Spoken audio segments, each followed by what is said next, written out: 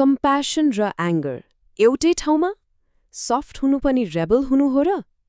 Sounds crazy होइन? Well, आज हामी अभि सुवेदीको एकदमै पावरफुल कविता सफ्ट स्टर्मलाई डाइसेक्ट गर्नेछौँ, जहाँ बाहिर जति काम देखिन्छ भित्र त्यति नै डीप तुफान चलेको छ।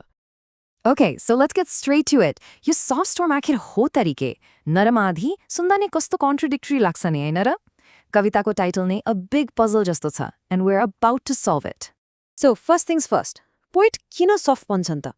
And let's be clear, यो जस्ट स्याड भएको जस्तो होइन है. This is a direct reaction. शहरको हार्टमा देखेको पेन र इन्जस्टिसको रियाक्सन.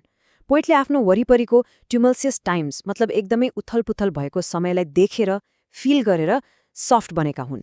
यो सफ्ट हुनुको फर्स्ट रिजन सिटीको बिजी एरियामा देखिने इनोसेन्ट सफरिङ। इमेजिन थामेल र केसर महल जस्तो ठाउँमा भोकाएर रोइरहेका होमलेस बच्चाहरू। यो सिनले पोएटलाई भित्रैदेखि हल्लाइदिन्छ। And it gets deeper. अघिको इमेजलाई नै यो अर्को सिनले अझै इन्टेन्स बनाउँछ। यहाँ पनि एउटा बच्चा छ, but this child isn't just lost on the streets. ऊ देशको भाइलेन्ट हिस्ट्रीको करिडोर्समा मतलब हिंसात्मक इतिहासको गल्लीहरूमा आफ्नो आमा खोज्दै हिँडिरहेको छ। Here, the poet connects a personal pain to the nation's collective trauma. अब पिक्चर दिस, एकजना मान्छेलाई उसको फ्यामिलीकै अगाडि for no reason at all निर्दय तरिकाले कुटपिट गरिँदैछ। It's totally senseless. यस्तो मिनिङलेस भाइलेन्सले पोइटको मनमा झन गहिरो असर पार्छ and makes him even softer. This is probably one of the most powerful images in the entire poem. A blood-stained shot, talking, bruised human lips ले बोलिरहेको। सोच्नुस् त, यो इमेजले ती victims को silent scream लाई represent गर्छ जो आफै बोल्न सक्दैनन्। Alright, so let's get to the core. यति धेरै पेन र सफरिङ फिल गरेपछि यो सफ्टनेस कसरी स्टर्म जस्तो पावरफुल थिङमा ट्रान्सफर्म हुन्छ त? How can being soft become a strength? So let's break it down. एकातिर छ soft, which means compassion, empathy, sadness. अर्कोतिर छ storm, which means rage, power, change. Normally, यी दुईटा opposites हुन्, right? But exactly यही नै कविताको magic छ. So what exactly is a soft storm? It's a compassionate rage. Basically, संसारको पेनलाई यति deeply feel गर्नु कि त्यो नै changeको लागि an incredibly powerful internal force बन्छ. This isn't an outer storm, it's an inner one. And to be super clear, यो बाहिरको violent storm होइन. यो त पोएटको भित्र, उसको silent pagesमा, मतलब उसको writingमा चलिरहेको emotionsको storm हो. His rebellion is in his words, not weapons. Okay, so now the poem's vibe shifts a little. अब कुरा गरौँ पोएटले आफ्नो टाइमलाई कसरी क्रिटिसाइज गर्छन् एन्ड मोर इम्पोर्टेन्टली त्यो कियोसको बीचमा पनि होप कसरी भेट्टाउँछन्। पोएटले आफ्नो इरालाई म्याड टाइम भन्छन्। यु नो, पागल समय। यो यस्तो टाइम हो जसले हामीले देखेको, भोगेको एभ्रिथिङलाई कन्ट्रोल गरेर उल्टो सुल्टो पारिरहेको छ। सो के हुन् त यो म्याड टाइमको साइन्स?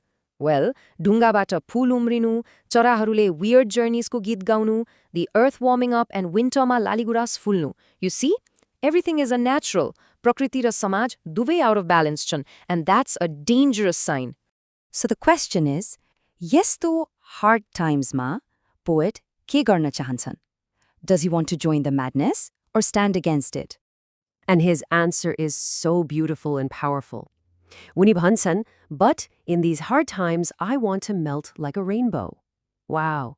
यसको मतलब उनी violence or angerले deal बरु storm पछि आउने rainbow जस्तै त्यो chaosको बीचमा hope and beautyको एउटा gentle symbol बनेर resist गर्न चाहन्छन्. Alright, कवितामा केही complex ideas छन् which can be a bit confusing. So let's do a quick Q&A. हामी तीनवटा key ideasलाई fast breakdown गरौँ so everything becomes crystal clear. First question. Unwedded Gardens of History. यो phrase के भन्न खोजेको हो? Basically, it means that history is not some neat, planned garden. It's wild and chaotic. It's not controlled. Protruded rocks or obstacles को वरिपरि messily grow हुन्छ. And most importantly, यो कुनै एउटा single, neat storyसँग married भएको छैन. Okay, next question. We've touched on this, but let's be super clear. Speakerले आफ्नो timeलाई mad time नै किन बनेका हुन्? It's a mad time because, well, everything is backwards. Things are unnatural, like winter ma phool phulno. There's senseless violence. The whole world feels chaotic, out of order. It's a time of tumults or total uproar. That's why. And finally, the big one. Yes, the soft kura garne speaker. Is he a rebel? The answer is yes. Absolutely. But he's a rebel of the heart. Usko rebellion nahi soft storm ho. A powerful, compassionate anger against injustice. And it's expressed not with weapons, but on his silent pages. His words are his rebellion. So, Abi Suwedi shows us that sometimes the biggest rebellion starts quietly, with compassion. So I'll leave you with this question. What's your soft storm? Kun injustice देखेर तपाईको मनमा a storm of compassion start हुन्छ? सोचेर हेर्नुस् है।